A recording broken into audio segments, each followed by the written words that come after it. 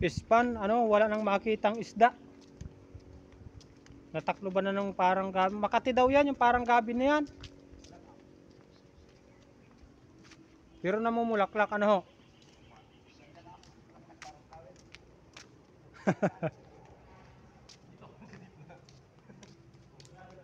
Yan mga Pinoy, isang magandang hapon at isang mapagpalang araw sa ating lahat. Kami po ay may pupuntahan.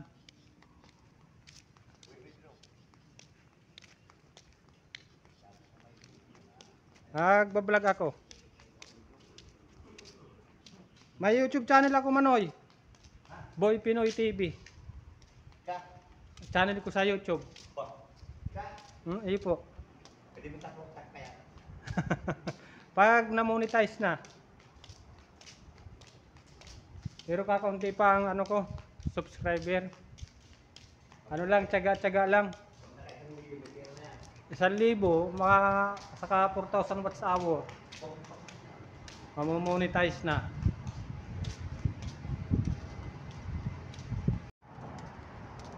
Yan mga Pinoy, palabas po kami. At kami po ay napag-utusan, may kukunin po tayo. At sana naman mga Pinoy, bago magtapos itong taon, maka 1,000 subscriber na po tayo. At alam ko po sa tulong nyo mga Pinoy, alam ko pong hindi diba? Alam ko pong makakamit natin yung ating minimit.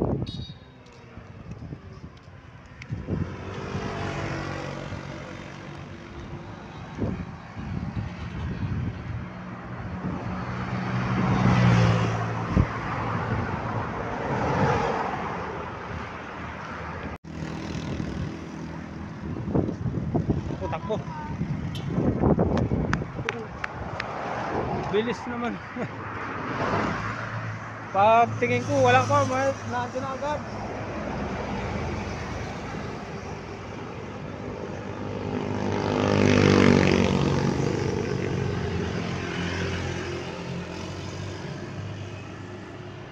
Diyan po kami nagtatrabaho sa compound na yan mga Pinoy. Tarlac Agricultural University.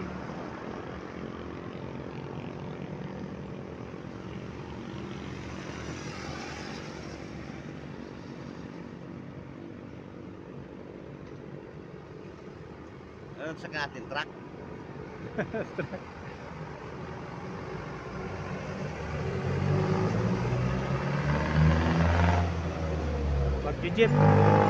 Mag-jeep tayo papunta sa bayan.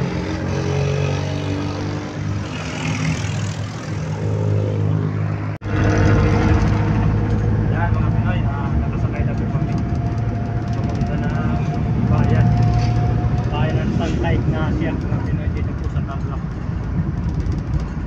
At may kukunin po tayo.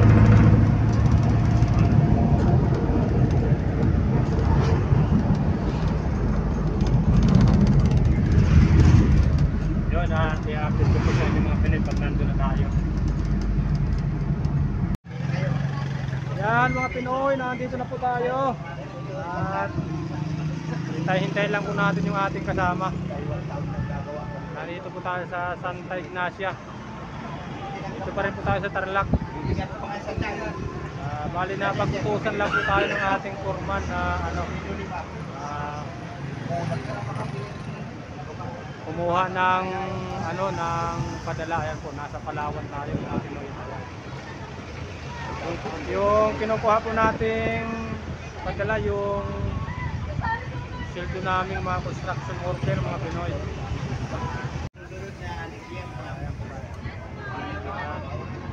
Ating kasama, yung nakasumbrero na yan. Yung isa po ayun sa likod.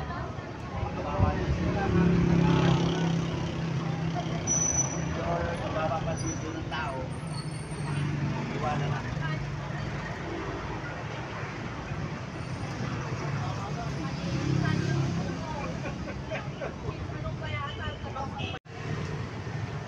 Yun mga Pinoy, pauwi na po kami. At ano yun po ay ano, tapos na. Pauwi na po tayo.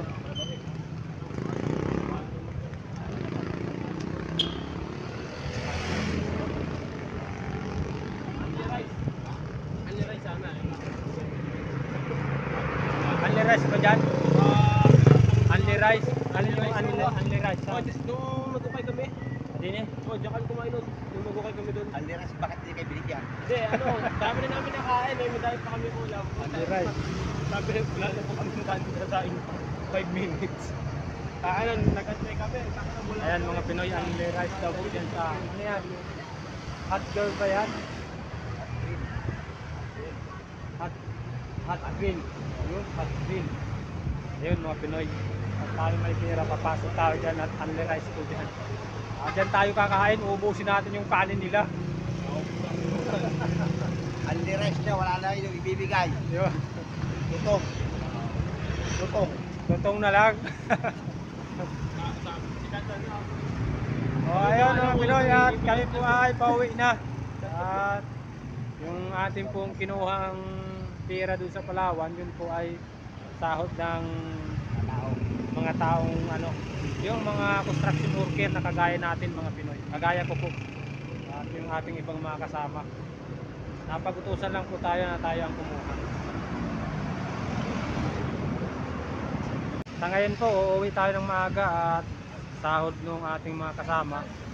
At yung pirang kinuha natin ay hinihintay na po yun nila. Ayan po si MJ ang naka-idol. Uwi na kami, boy. Uwi kami sa Pablo, ikaw lang bumalik siya. Ate kami dalawa din eh. Nagbinti ko kami din eh. Simple lang ayaw. Kaya? Nag-aabang po kayo mga Pinoy ng ano, jeep na mga sasakyan papunta dun sa Higher. ano, TEU, Tarlac University Agricultural mga Pinoy. Doon po tayo nagtatrabaho kahit doon po tayo babalik.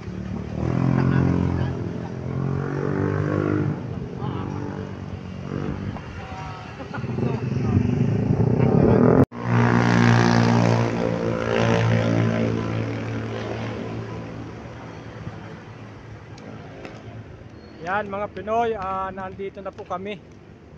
Pabalik na ng barracks do sa ating ginagawang medical and dental clinic. Nandito na po tayo sa TEU, Tarlac Agricultural University.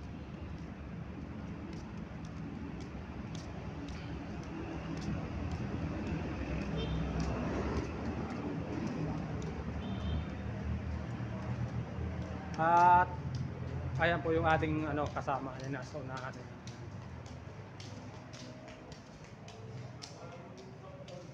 Nagkuha po tayo ng ano, padala sa Palawan. Tayo po ang nautusan na pumunta.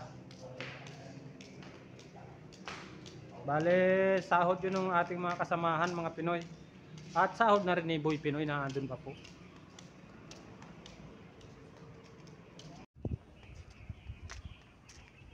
Yun, at nandito na po tayo mga Pinoy sa may tapat po ng ano, fish pond.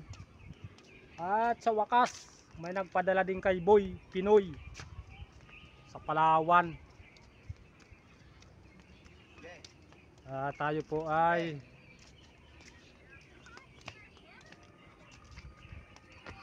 pabalik na ng ating doon sa ating pinapasukan. Doy. Picture mo kami dalawa. Ang dalawa. Sabi, Napagpa-picture ko. mapapicture po kami dalawa. Kaya Picture dak nagdi. Shoot di. Ya.